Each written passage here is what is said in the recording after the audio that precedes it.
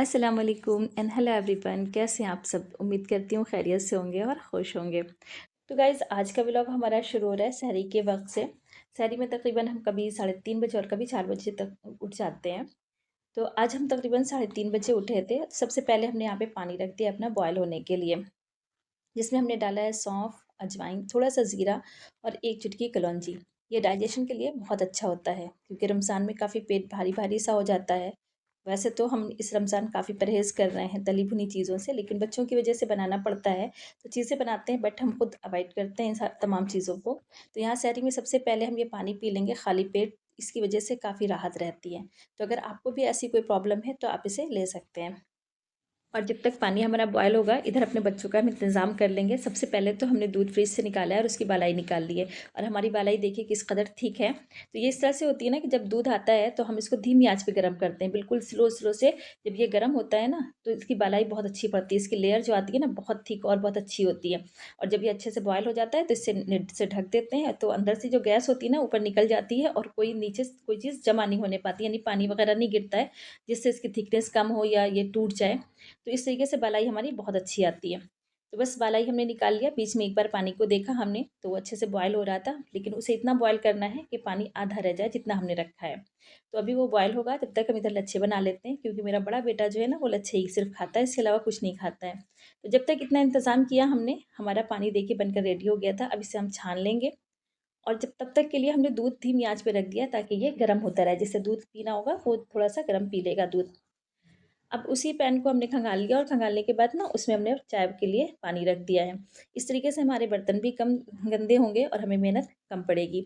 अगर हाथ के हाथ 2-4 बर्तन धुल लिए जाएँ या इस तरीके से बर्तन इस्तेमाल किए जाएँ तो बर्तन कम होते हैं, वरना तो बर्तनों का एक अंबार होता है रमज़ान में जो ख़त्म नहीं होता है किसी तरीके से।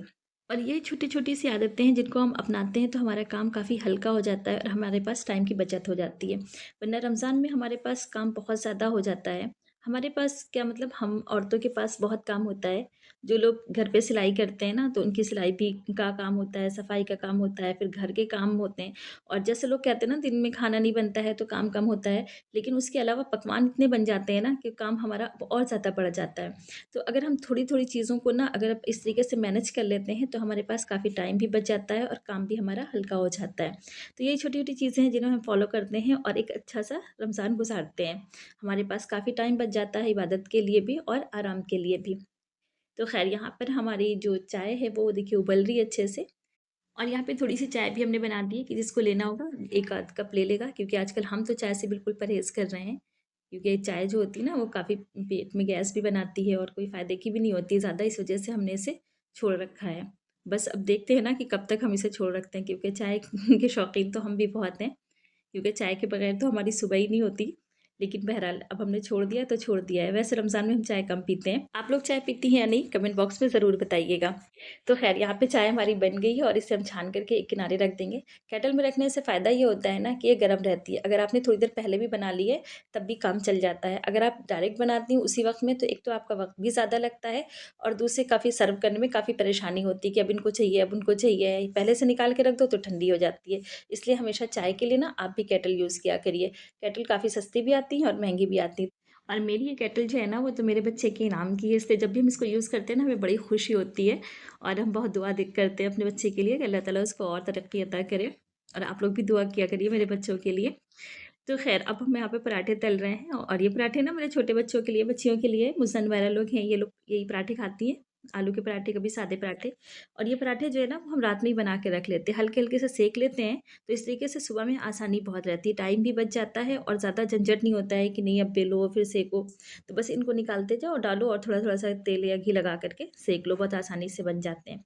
तो अगर आप भी ये तरीका अपनाएँगे ना तो आपको भी काफ़ी आसानी लगेगी कि जब आप रात में अपना किचन समेट रहे हो ना तो उसी वक़्त आप पराठे बना कर के हल्के-हल्के से सेक करके इधर-उधर दोनों तरफ से इनको रख दीजिए। और अब देखिए सहरी के बाद सब लोग सहरी कर चुके हैं और ये है सुबह का वक़्त, यानी ये इस वक़्त हम अपने बच्चों को स्कूल भेजते हैं। क्योंकि आजकल तो ये बड़ा मसला है ना कि हमारी तो छुट्टी है लेकिन हमारे बच्चों के पेपर चल रहे हैं। मुस्ना के तो बोर्ड के चल रहे हैं और नुहैरा के भी पेपर चल रहे हैं। तो उनको स्कूल भेजने के बाद ना हम आ गए अपनी सबसे पहले काम की तरफ कि अब हमारी रूटीन क्या होगी काम की। अगर इस वक़्त हम सो जाएँगे तो समझिए काम ना पूरा टाइम पड़ा रहेगा और घर बिल्कुल वैसे ही कबाड़ रहेगा। तो इस वज़ह से ना सबसे पहले हम अपना घर समेट करके काम करके फिर उसके बाद थोड़ा आराम करते हैं कि सो लें, नींद पूरी हो जाए। तो एक तरफ तो हमने अपने कपड़े लगा दिए और ख़ास तौर से ये जैकेट्स वग़ैरह हैं, इनको धोकर अब रख देंगे क्योंकि हमारे यहाँ का मौसम ना अब थोड़ा-सा बदल रहा है, ठंडक कम हो गई है। हाँ, मेरे घर पे थोड़ी-सी ठंडक लगती है क्योंकि हम नीचे के एरिया में रहते हैं ना, तो यहाँ पे धूप वग़ैरह नहीं आती तो ठंड ज़्यादा होती है। तो बस थोड़े से स्वेटर निकाल लेंगे एक-एक, बाकी ज़्यादातर जो है वो सारे धो करके रख देंगे। तो अब धीरे-धीरे हमने उन्हें धोना शुरू कर दिया है। एक तरफ हमने मशीन लगा दी, कपड़े धुल रहे हैं, दूसरी तरफ हमने दूध बॉयलिंग के लिए रख दिया है और एक थोड़े से पैन में रख दिया है कि अगर किसी को अलग से ज़रूरत होगी तो वो उसमें से ले लेगा। अगर और जो दूसरा दूध हमने रखा है बॉयल होने के लिए, तो उसको नहीं निकालते वरना जो बालाई होती है ना वो टूट जाती है, फिर उतनी अच्छी बालाई नहीं निकलती जैसे अभी हमने आपको सहरी में दिखाई थी। इसलिए थोड़ा-सा दूध हम अलग बॉयल कर लेते हैं कि अगर किसी चीज़ में ज़रूरत पड़ जाती है तो हम उसमें से ले लेते हैं।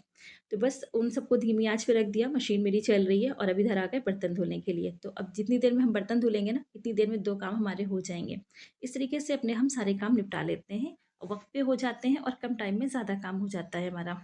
यहाँ पर हमारे सारे के सारे बर्तन धुल गए हैं और हम काफ़ी मुतमईन हैं क्योंकि जब बर्तन हमारे धुल जाते हैं ना, तो हमें लगता है कि हमारा आधे से ज़्यादा काम हो गया है। बस अब सिंक अच्छे से धो देंगे और सिंक हम जब भी बर्तन धोते हैं ना तो हमेशा सिंक ज़रूर धोते हैं। इस तरीके से इसकी जो शाइन है ना वो बनी रहती है। वरना अगर आप बर्तन धो करके इस पे ऐसे ही पानी डाल देंगे तो इसके अंदर जो स्टील की शाइनिंग होती है ना वो ख़त्म हो जाती है। तो बस आप किसी भी कपड़े से या काँथे जिस चीज़ से भी आप साफ़ करना चाहें इसे धो सकते हैं। हम तो उसी काँथे से धो लेते हैं क्योंकि हम इसे ना अपने बर्तन का ही एक हिस्सा मानते हैं क्योंकि इसमें जब हम बर्तन रख सकते हैं तो इसको यूज़ कर सकते हैं तो हम अपने काँथे से इसे क्यों नहीं धो सकते हैं। हालाँकि बहुत से लोग इसको मतलब नापसंद करते हैं। बस हमारा किचन देखिए नीट एंड क्लीन हो गया। अब इसके बाद बारी आती है रूम साफ़ करने की। वैसे तो ये सारा काम ना हमारी बड़ी बेटी मुझसे किया करती थी, लेकिन आजकल उसके बोर्ड है ना तो सारा काम का लोड मेरे ऊपर आ गया है। तबीयत भी ठीक नहीं रहती फिर भी काम करना पड़ता है, क्योंकि अगर अब हम नहीं करेंगे ना तो फिर कौन करेगा? और अब बारी आती है ना घर की सफाई की, तो सबसे पहले हम अपने मेन रूम से शुरुआत करते हैं। इसी में हम लोग ज़्यादा रहते हैं, तो सबसे पहले इसी को साफ़ करेंगे। वैसे तो ये साफ़-सफ़ाई का काम जो है ना, वो हमारी बेटी मुज़ना किया करती थी, लेकिन आजकल उसके पेपर हैं और वो भी बोर्ड के पेपर हैं ना, तो अब बिल्कुल काम से हमने उसको छुट्टी दे रखी है कि तुम्हें कोई भी काम नहीं करना है, बस तुम पढ़ाई करो और आराम करो। क्योंकि अगर आराम नहीं होगा ना, तब भी तबीयत ख़राब हो जाएगी, तो पेपर कैसे दोगी? तो थोड़ा आराम करती, बाकी टाइम वो फिर वो पढ़ाई करती है। जब बीच में 1-2 दिन का गैप उसे जो मिलता है ना, उसमें थोड़ा बहुत मेरी हेल्प करा देती है। जैसे जब हम खाना वगैरह बना रहे होते हैं, तो कुछ उठा के दे दिया या कुछ करवा लिया। तो ख़ैर यहाँ पर अब हम झाड़ू लगा रहे हैं और झाड़ू लगाने में हमें ना बहुत परेशानी हो रही है क्योंकि आदत बिल्कुल रही नहीं है अब झुक कर के झाड़ू लगाना। इतनी थकन तो हमें बर्तन धोने में, खाना बनाने में नहीं होती, कपड़े धोने में, जितनी हमें झाड़ू लगाने में हो रही है। और अब से हमने ये तय किया ना कि अब झाड़ू हम खुद ही लगाया करेंगे क्योंकि झाड़ू लगाना और पोछा लगाना ये भी एक अच्छी एक्सरसाइज़ होती है। और चूँकि हमें झाड़ू लगाना काफ़ी मुश्किल लग लग रहा था ना, तो हमने सब पूरे घर को ना हिस्सों में बाँट लिया कि पहले एक कमरे की हमने सफाई की, उसमें झाड़ू लगाया और इसमें पोछा लगाया। और ये देखिए ये वाला मॉप हम यूज़ कर रहे हैं ना, इससे बहुत आसानी रहती है क्योंकि घुटनों में तकलीफ़ रहती है, अगर हम बैठ के झाड़ू पोछा लगाएँगे ना, तो बिल्कुल लगा ही नहीं पाएँगे। तो ये हमने अपने लिए मँगाया था, तो मेरी बच्चियाँ तो ज़्यादा यूज़ नहीं करती हैं इसे, हम ही यूज़ करते हैं।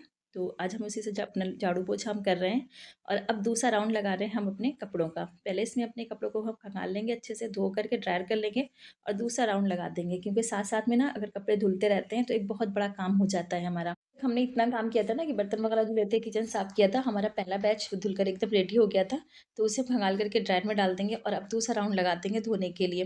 वो धुलता रहेगा और हम दूसरे कमरे की सफाई करते रहेंगे। इस तरीके से हमारी सफाई भी पूरी हो जाएगी और हमारे कपड़े भी धुल जाएँगे। तो अब हम आ गए अपने दूसरे रूम में, यानी जिसमें मेरा बेटा रहता है, उसकी भी हमने सफाई की, चादर चेंज की और यहाँ पर भी झाड़ू पोछा कर दिया हमने। ना हम अपना सारा काम ना सिमटाते चले जाते हैं, रखते हुए चले जाते हैं, जो चीज़ जहाँ की है ना वहीं पे पहुँचा देते हैं। तो इस तरीके से हमारा काम कम हो जाता है और ये अलग से कोई काम नहीं करना पड़ता है। जैसे ये हमारे ठंडक के जो आइटम है, जैसे हीटर है, ब्लोवर है, ये सारी चीज़ें हैं, मुझसे ने एक कोने में रख दिया था। तो अब इनको हम अलग से टाइम देकर नहीं रखेंगे कि नहीं अब इनके रखने का टाइम आ गया, बल्कि जिस वक़्त हम झाड़ू लगा रहे होते हैं, उसी वक़्त इन्हें पैक करके इनकी जगह पर पहुँचा दिया हमने। तो मेरा एक काम साथ में हो गया और अब बस मेरा काम हो गया, लेट गए, आराम किया। उसके बाद अब तकरीबन 4 बज रहे हैं, तब हम किचन में आए। तो जो हमने चने बॉयल करके रखे थे, आपने रमज़ान प्रिपरेशन में ये देखा होगा कि हमने कुछ आइटम अपने फ्रोज़न करके रखे थे। तो ये वही बॉइल्ड चने हैं, जिन्हें हमने निकाल लिया है। तो थोड़ी-सी बर्फ़ घुल गई ना, तो इसे हमने निकाल लिया है, जितने हमें बनाने हैं। इन्हें बॉयल करके रखने में ना हमें ये आसानी थी कि अब जब हम लेट गए थे तो सो गए थे। हमें बिल्कुल याद नहीं था कि कुछ भिगोना है या कुछ करना है। तो ये हमें भीगे हुए बॉयल किए हुए मिले, तो हमें आसानी से बस इन्हें हमने पैन चढ़ाया, ऑयल डाला और इन्हें फ्राई कर लिया। फ्राई करने के लिए ज़्यादा कुछ हमको नहीं करना है, बस सिर्फ थोड़ा सा प्याज कट करके डालना है। अगर आपको ज़्यादा पसंद है तो थोड़ा ज़्यादा भी डाल सकते हैं। और जब ये थोड़ी सी अपनी रंगत बदल दे, यानी बिल्कुल हल्का सा पिंक होने लगे ना, तो इसमें आप अपने चने डाल दीजिए। ज़्यादा डार्क ब्राउन करेंगे ना तो टेस्ट इसका ख़राब हो जाएगा, कड़वापन आ जाएगा। उसके बाद हरी मिर्च और जो धनिया की डंडी होती है ना, वो डाल दिए। इससे एक अच्छी सी खुशबू इसके अंदर बस जाएगी। और जो पत्तियाँ हैं ऊपर से गार्निशिंग के लिए अलग रख लीजिए। पे हमने पीसी खटाई डाल दी है थोड़ी सी, थोड़ा सा गरम मसाला डाला है और थोड़ा सा काला नमक डाला है। और ये जो मसाला हमने पीस कर रखा था, ज़ीरा धनिया वगैरह, वो डाल दिया हमने थोड़ा सा, और नमक डाला है अपने जायके के मुताबिक। और और फिर इसके बाद इसमें हम थोड़ी सी सूखा धनिया पाउडर जो होता है वो डालेंगे। यहाँ पर तो ऐसे हमने मिक्स कर दिया, लेकिन आप साथ में डालकर मिक्स करें तब भी चलेगा। बस ये हमने धनिया डाला थोड़ा सा, और थोड़ा सा रेड चिली पाउडर डाला है। बस इसके बाद इसे मिक्स कर देंगे और हल्के हाथों से इसे भून लेंगे। धीमी आँच से भूनेंगे तो इसके अंदर का जो पानी है ना वो जल जाए। बहुत ज़्यादा नहीं इसे फ्राई करना है, वरना फिर चने आपके टाइट हो जाएंगे। हल्के हल्के से जब नीचे थोड़ा सा पानी सा दिखे, बस आप इसे बंद कर दीजिएगा और आपके चने बनकर रेडी हो गए। बस इसे किसी बर्तन में निकाल लेंगे। और जो धनिया पत्ती हमने कट करके रखी थी ऊपर से गार्निश कर देंगे। इस तरीके से चने भी बहुत देखने में बहुत अच्छे लगते हैं और खाने में तो टेस्टी होते ही हैं। बस हमारे चने बन गए, इसे ढककर एक किनारे रख देंगे। अब बिल्कुल ये रेडी है दस्तरखान पे रखने के लिए। किसी भी बच्चे से कहेंगे उठा के रख देगा, अब इसमें हमें कुछ भी नहीं करना है। और जो कढ़ाई में हमने चने बनाए थे ना, उसी को हमने धो लिया ताकि बर्तनों का एक अंबार नहीं लगने पाए। वरना इस तरीके से अगर जितनी भी चीज़ें हम यूज़ करेंगे ना, वो ऐसे ज़्यादा बर्तन होते चले जाते हैं। इसलिए हम वो एक ही बर्तन को धो धोकर बार बार यूज़ कर लेते हैं। हाथ के हाथ बर्तन धुल जाता है और बर्तनों का ज़्यादा ढेर नहीं होता है। तो बस मैंने सबसे पहले हमने इसमें फुल्कियाँ बना ली हैं। आज दही फुल्की की फ़रमाइश की थी मुज़ना ने कि अम्मी हमें दही फुल्की खानी है। थोड़ा-सा दही रखा था, तो बिल्कुल थोड़ी-सी हम फुल्कियाँ बना रहे हैं। ये देखिए यहाँ पे आप जितनी आपको दिख रही है बस इतनी ही बनी है। रमज़ान में ना हम थोड़ा ही सामान बनाते हैं ताकि बचने ना पाए, वरना फिर फेंका जाता है क्योंकि कोई खाता नहीं है। सुबह में कोई खा नहीं सकता, शाम में फिर बासी चीज़ अच्छी नहीं लगती है। और ये देखिए नुएरा ने कोई रेसिपी देखी थी तो आज वो ट्राई कर रही थी। मेरे किचन में आने से पहले ही आ गई थी और वो गंद इन्होंने फैलाया है। जितनी सफाई हमने की थी ना सब ख़त्म कर दी इन्होंने। पूरे पे फैला हुआ था, इतना सामान था कि जो हमने नहीं भी छोड़ा था वो भी वहाँ पर रखा हुआ था। तो खैर इन्हें हमने समझाया, कुछ कहा नहीं क्योंकि बच्चे अभी ट्राई करेंगे, यही एज है। तो भी ये कर कुछ कर पाएँगे आगे, वो खाना बनाना हो या कोई दूसरा काम हो। इनके अंदर इस तरीके से कॉन्फिडेंस भी आता है और काम करने की एक लगन पैदा होती है। तो ख़ैर इनको हमने सपोर्ट किया कि ठीक है बनाया है, अच्छी बात है। बस थोड़ा-सा हमने इनके साथ मदद की कि ऐसे नहीं, इस तरीके से फ्राई करते हैं। और अब काफ़ी लेट हो रहे थे तो फिर इनके हाथ से हमने ले लिया कि लाओ अब हम फ्राई कर देते हैं। लेकिन इन्होंने जो भी चीज़ बनाई थी, कटलेट्स बनाए थे, पोटैटो कटलेट्स बता रही थी, तो काफ़ी टेस्टी और अच्छे बने थे। और जिस हिसाब से इन्होंने फर्स्ट टाइम बनाया था ना, उस हिसाब से तो बहुत ही अच्छे बने थे। तो ख़ैर यहाँ पर हमारे इफ्तार में है ब्रेड पकौड़े। और ये देखिए ये यासरी की फ़रमाइश पे बने हैं। हालाँकि हम इन तमाम चीज़ों को अवॉइड कर रहे थे कि चीज़ें ना खाएँ, लेकिन बहरहाल अब बन गई तो बन गई। तो बस तकरीबन हमारा इफ्तार तैयार है और अज़ान का वक़्त भी हो रहा है। 10-15 मिनट बाकी बचे हैं, फिर दस्तरख़्वान लग जाएगा। तो मुज़्ज़ा ने यहाँ पे दस्तरख़्वान लगा दिया है। जब तक हम लोग सब तैयार कर रहे थे, ये देखिए। और बस अब हम लोग दुआ करेंगे और इंतज़ार करेंगे अज़ान का कि इफ्तार करें। तो गाइज़ ये था हमारा आज का व्लॉग। आपको कैसा लगा? अगर अच्छा लगा है तो लाइक करिएगा, शेयर करिएगा और अगर चैनल पर नए हैं तो सब्सक्राइब ज़रूर कर लीजिएगा।